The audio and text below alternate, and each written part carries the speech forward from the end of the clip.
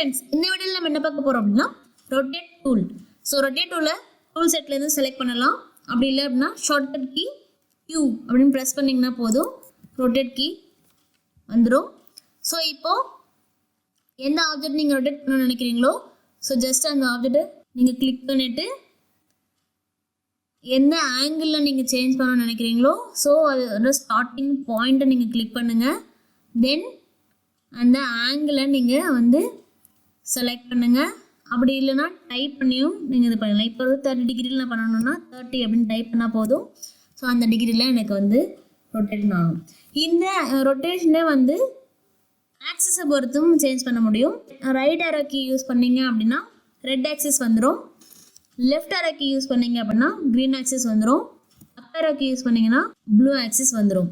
So இப்போ right ஆரோ key use பண்ணால் red axis வருது. ஸோ இந்த இடத்துல கிளிக் பண்ணிவிட்டு, ஸோ இந்த ஆக்சிஸில் ஒரு பாயிண்ட்டை நான் கிளிக் பண்ணிவிட்டு இந்த பர்டிகுலர் ஆக்சிஸில் ரொட்டேஷன் பண்ண முடியும். ஸோ இந்த மாதிரியும் நம்ம ஆக்சிஸை பேஸ் பண்ணி ரொட்டேட் பண்ணிக்கலாம். இப்போ இது எனக்கு க்ரீன் ஆக்சிஸில் பண்ணணும் அப்படின்னா லெஃப்ட் ஆரோ கீ யூஸ் பண்ணால் போதும். ஸோ அதை கிளிக் பண்ணி ஸ்டார்டிங் பாயிண்ட் ஒன்று கிளிக் பண்ணிக்கோங்க.